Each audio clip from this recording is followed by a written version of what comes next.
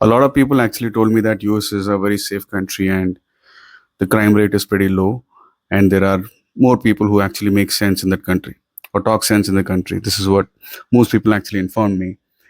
People who've gone there and they told me the stories of how happy they are. I mean, I'm really glad for all of them. Um, what is actually disturbing me is that 2 days back there was an incident that happened to an Indian origin man. His name is Mr. Late Mr. Chandra Nagamallaya. He hails from the Karnataka state of India. So he was there in US as working as a manager in Dallas County in some hotel, and I think he went to some room, and then he was just doing the normal vigilance that he does, and he spoke to his one of the staff member who works there. I think his name is Martinez. He is Martinez. He is from Cuban origin, probably also working there in the same hotel in some work visa or something. So Chandra tells one more. There's also a female staff member there. Tells the female staff member that tell Martinez that not to use the washing machine because the machine is not working. That's it. That's everything that Chandra has said. Martinez got irked so much, he got irritated and agitated so much that he started chasing Chandra, beating him. And then Chandra ran away from the place and then went to some front office room where his family also was there at that time. So he somehow nabbed him, and then he kicked him. He put him on the ground. Then he took a big machete, which is like a big knife. So he took a big knife and then he beheaded him. He did that violently, brutally, in front of his family. So this is a question that I think we have to ask everyone: that is US really safe? And I've checked the media coverage on this. This is actually bad news for United States. So I think that's the reason that the US media is actually not covering this as much as they covered the case on Harjinder Singh Gujar, that the incident, um, that the lorry driver or the transport driver from Haryana who was in US for like 5 years, and he about like 3 weeks ago he took a U-turn, and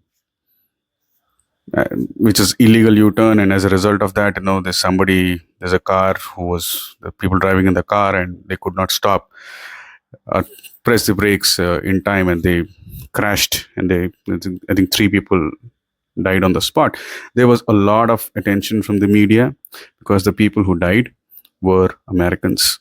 I mean, white Americans, people from that place, right? So there was a lot of media coverage on that.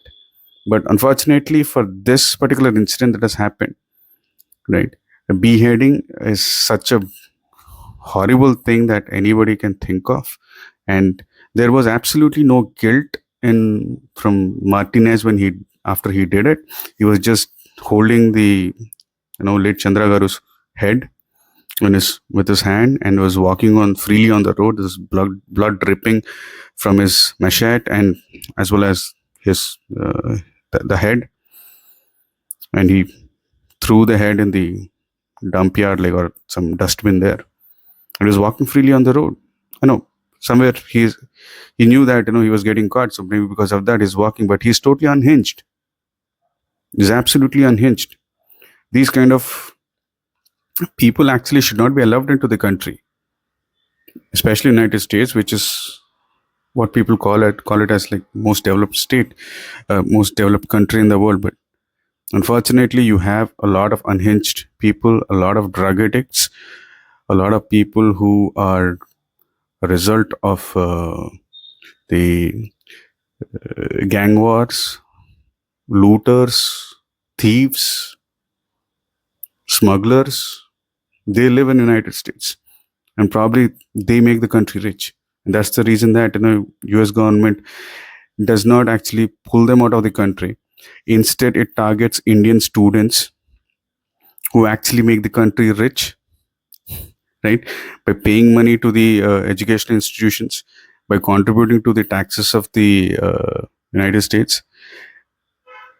So they make it difficult for Indians to go to US, but instead they they they encourage these kind of unhinged people to travel freely in the country.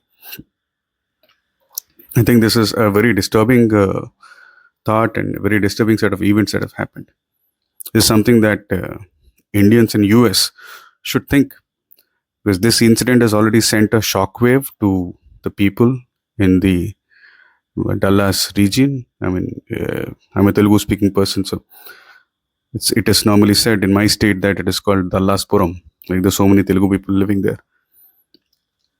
And I understand that there is a cultural hijack that is happening, but that does not give rights or freedom for anyone to actually take an axe or a knife to stab someone or to behead somebody in front of the family. This is totally because of unhinged people who are totally unhappy with their lives. They don't know what to do, and then they land in United States. And US actually welcomes them because they're from South America. They're not from India. Students are not allowed. The travel program to US is difficult. The number of pit stops for getting a visa, even for a travel visa, has increased. The scrutiny has increased, especially for Indians. The tariffs have increased, right? But but but there's nothing much happening for people from South America or other places where people are going there, going to America from those locations very easily. So there's something for all the people to think, the double standards that US has. I'll see you again. Subscribe to video. Thank you.